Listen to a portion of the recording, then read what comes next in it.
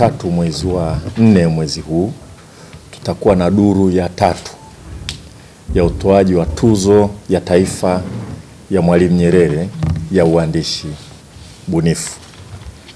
Tumekuwa na duru ya kwanza. Mgeni rasmi katika duru ile ya kwanza alikuwa ni Rais mstaafu wa Msumbiji, Mheshimiwa Chissano. Duru ya pili ilifanyika mwaka jana. Mgeni rasmi alikuwa ni mshindi wa tuzo ya Nobel ya uandishi bunifu, Profesa Guna, ambaye asili yake ni Tanzania, upande wa Zanzibar.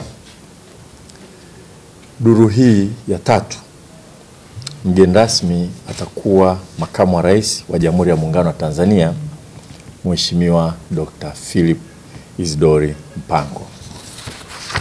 Shughuli hii itafanyika hapa Dar es Salaam kama kawaida, na tunaalika Watanzania wote kufuatilia tukio hili ambalo ni kubwa na ambalo linatokea siku ya kumbukumbu ya kuzaliwa kwa Mwalimu Julius Kambarage Nyerere, ambaye si tu kwamba alikuwa rais wa Jamhuri ya Muungano wa Tanzania na mwanasiasa maarufu duniani, alikuwa vile vile ni mwandishi wa kazi za kichambuzi za siasa, lakini na uandishi bunifu hasa kwenye mashairi. Ana kazi nyingi sana za mashairi aliyoandika,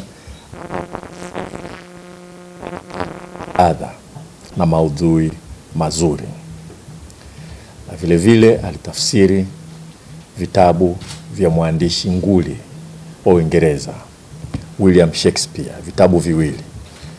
Alifanya kazi ya kutafsiri wakati bado ndio kiongozi wa nchi yetu. Kwa hiyo alikuwa anaweza kutenga muda wa kufanya shughuli za uandishi bunifu wakati anaongoza nchi yetu. Na hata wakati karibia mauti yanamkuta, alikuwa na mashairi alikuwa ameandika, mengine sasa hivi yameshaanza kuchapishwa. Alikuwa anatafsiri vile vile kitabu cha Plato, Republic. Ni kitabu kigumu kidogo, ni cha filosofia, lakini alikuwa na muda wa kufanya kazi hiyo. Kwa hiyo tuzo hii imepewa jina la Mwalimu Nyerere kumenzi kama kiongozi wetu, muasisi wa taifa letu, lakini vile vile kama Mtanzania aliyekuwa mahiri sana katika uandishi bunifu.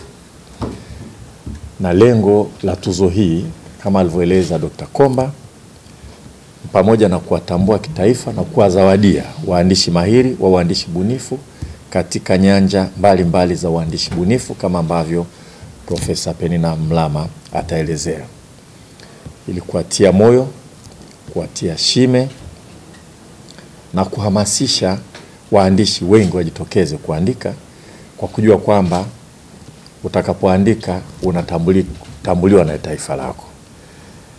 Lakini vile vile tuzo hii inapotolewa, pamoja na mshindi wa kwanza kutoa shilingi milioni 10, serikali kupitia TETI inagharamia uchapaji wa kitabu na uchapishaji kwa kuvinunua vile vitabu. Kwa anapata tenda, alivyosema Dr. Komba, kuhakikisha kwamba kile kitabu kinaingia mtandaoni. Tulikuwa na tatizo kabla ya hapa, waandishi bunifu wakiandika kazi zao nzuri, ni kazi sana kukuta publisher ambaye yuko tayari kupokea kazi hizo. Hata anasema kwamba kazi yako ni nzuri, lakini soko hili tutachapisha, hatutorudisha fedha zetu. Kwa hii imefanyika maksudi kuhakikisha kwamba mwandishi bunifu aliyeshinda kazi yake inachapishwa na inasomwa. Lengo la pili ni kukuza lugha yetu ya Kiswahili, kwa sababu tuzo hii inatolewa tu kwa waandishi bunifu wanaotumia lugha yetu ya taifa ya Kiswahili. Vile vile ni kukuza utamaduni wa kujisomea hapa nchini kwa kutangaza kazi ambazo zimefanyika hapa, na kama ambavyo Profesa Mlama ataeleza, atatoa orodha ya wale ambao Kiingereza tunasema wamekuwa shortlisted. Na kwa shortlisted maana yake ni kwamba tayari ni wasifu. Hata siku ukichapisha kitabu chako unaandika tu kitabu hiki kilikuwa kati ya orodha ya vitabu 10 vilivyopendekezwa kupewa tuzo ya uandishi bunifu ya Mwalimu Nyerere. kama wanavyosema Kiingereza, this book was shortlisted for Booker Prize. Kwa ile yenyewe ni wasifu, ni CV ya kutangaza. Vitabu hivi kushinda, tulisema kwamba huwa tunafanya taratibu za manunuzi kupata mchapishaji. Mchapishaji kwa Kiingereza ni publisher. Kwa hiyo tukishampata, kitabu hicho kinachapishwa. Kikishachapishwa kinaingia kwenye utaratibu wa kupata ithibati ya kamishna wa elimu, ambayo hiyo ithibati inakiruhusu kuweza kutumika kwenye shule zetu.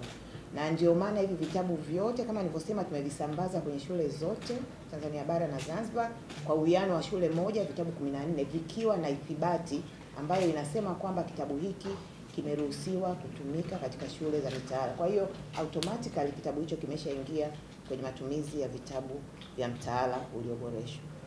Asante. Naomba niongeze hapo.